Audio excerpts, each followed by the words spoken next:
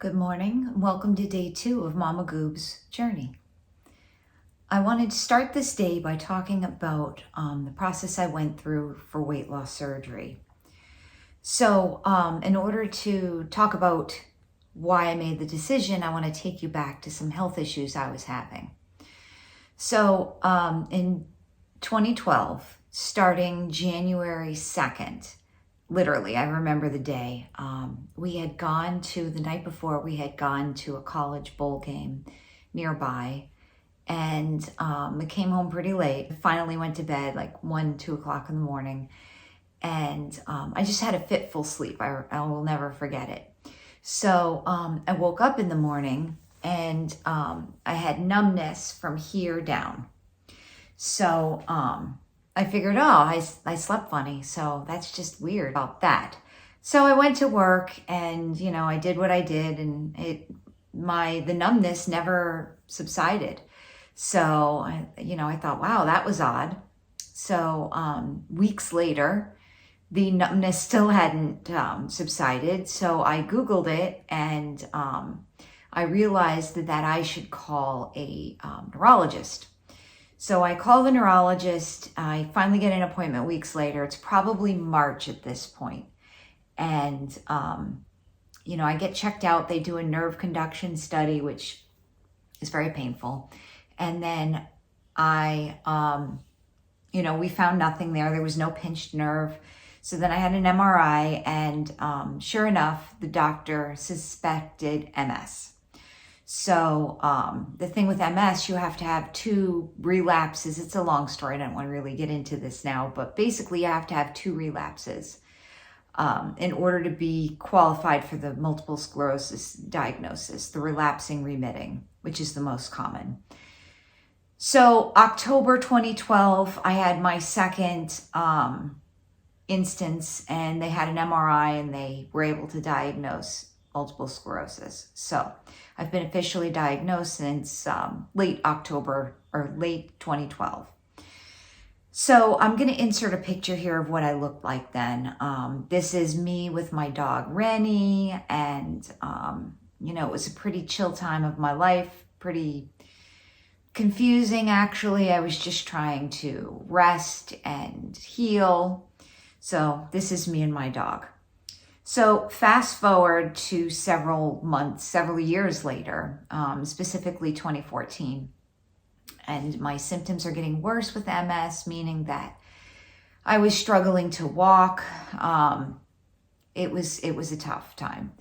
So I also put on a lot of weight due to my inactivity, the eating more, just totally downhill.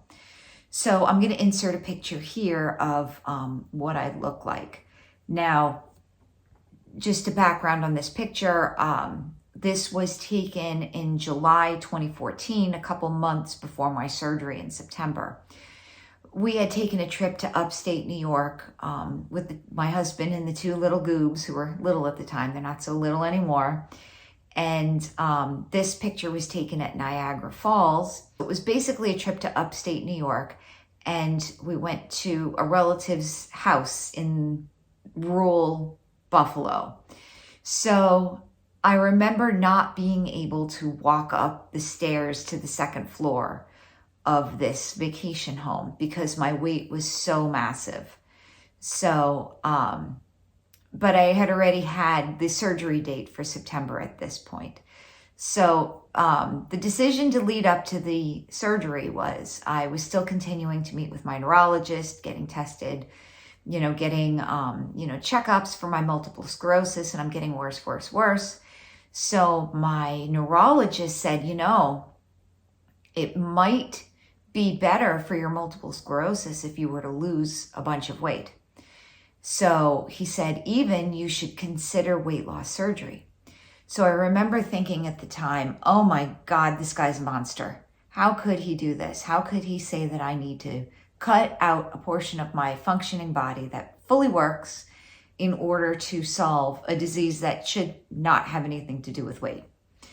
So I actually took this to heart a lot, and I got to thinking about it. And then later on that year, maybe about May or so, I started researching different weight loss surgeries.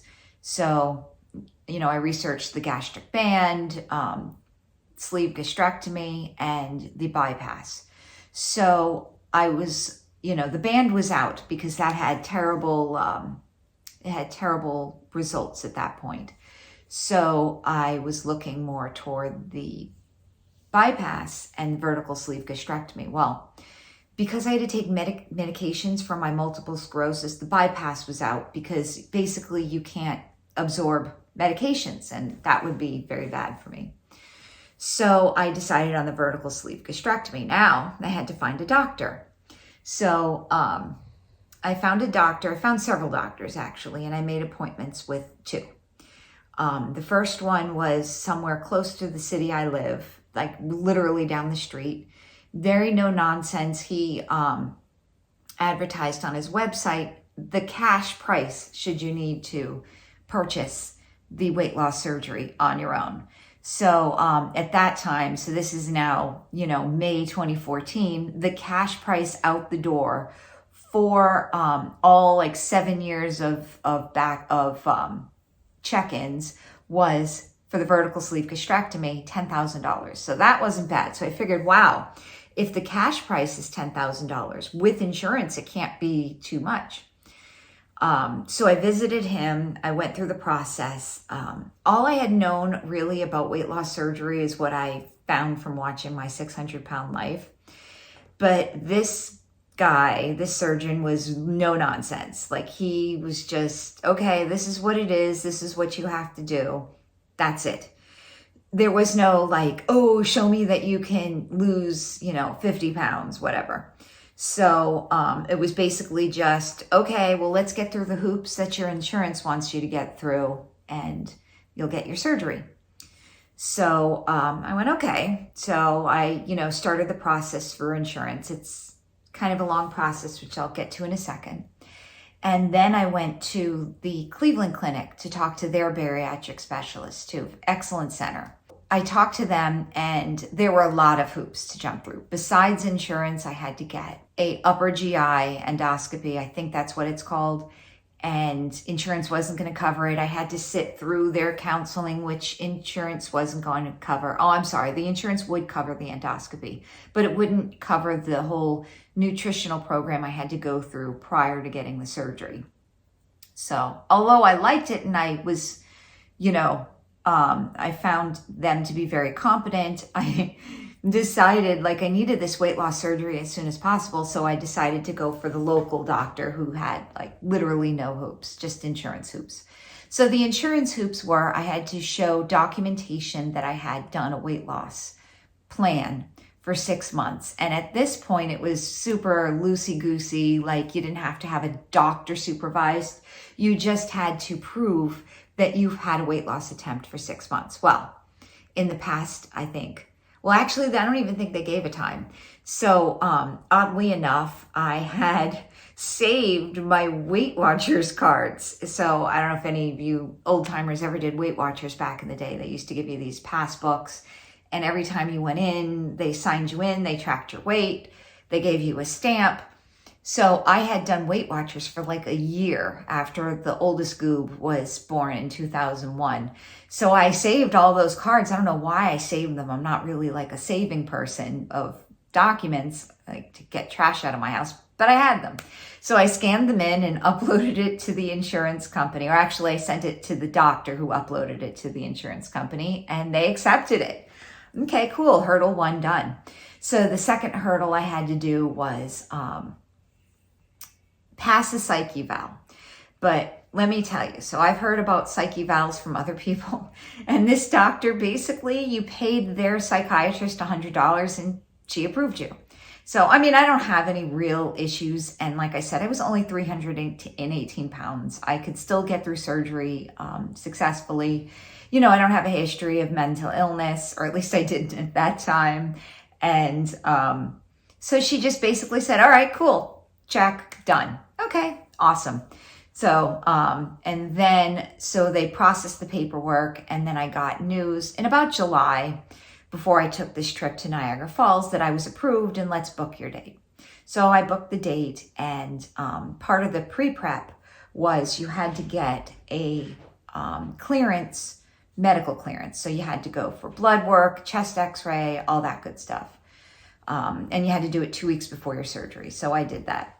And then you also had to go on a liquid diet for at least 10 days before your surgery. So this way, the purpose was not to lose weight, it was to shrink your liver. So you need the smallest liver possible in order to perform the surgery. So you were limited to 3 protein shakes a day. So 10 days of nothing but 3 protein shakes. So because I was very gung-ho, I actually did this starting September 1st. So I did more than 10 days. I did technically like 15 days. So successfully, so I was able to, the day of surgery, I weighed in at 301 pounds. So I did lose about 17 pounds or so through this liquid diet. So the night before the surgery, you had to fast. So no more protein shakes after midnight, no water after midnight. It was strict fast. So I had been so good on this liquid diet, and it was like 6 o'clock the night before my surgery. There were chicken wings in the house for the kids, and then there was a hot dog for the kids, just like a mishmash of dinner I had put together. So I'm like, you know what? To heck with it. I had a chicken nugget and a chicken wing and a hot dog. And I knew I wasn't supposed to do this, and I felt so bad, but I couldn't help eating just solid food for one last time. So I get into the next day, I go in and, prepping for the surgery, and they're asking me, when's the last time you ate solid foods? I totally lied. I said, oh, I haven't eaten solid food since, October 31st. And they're like, okay, what have you had this morning? I'm like, nothing, no water, nothing. Okay, cool. So they get me into surgery. So I get wheeled into surgery, yada, yada, yada. They wake me up, and I'm like, did you do the surgery? Did they do the surgery? Were they successful? Yes, we were successful. Because, you read on like My 600 Pound Life or you see on My 600 Pound Life that they have to stop the surgery because something's wrong, right? So I was really afraid that he was going to open me up and see the hot dog and the chicken wing and like close me up and say, no, we're not doing this surgery. But obviously that didn't happen. That was ridiculous. That was like many hours before, like at least 12 hours before. So, and I talked to the surgeon afterwards. I was curious on how my liver looked, and he said the liver looked great. So that was fine. So anyways, I stayed in the hospital about 3 days afterwards. It was a tough recuperation. I'll talk about the post-surgery dates in subsequent videos. So I just wanted to talk about today, to wrap up, how my journey went that brought me to the decision to have weight loss surgery, and then the process that I took years ago. So that's all I wanted to talk about today. I appreciate you listening, and I will catch you on the next video. Enjoy your day.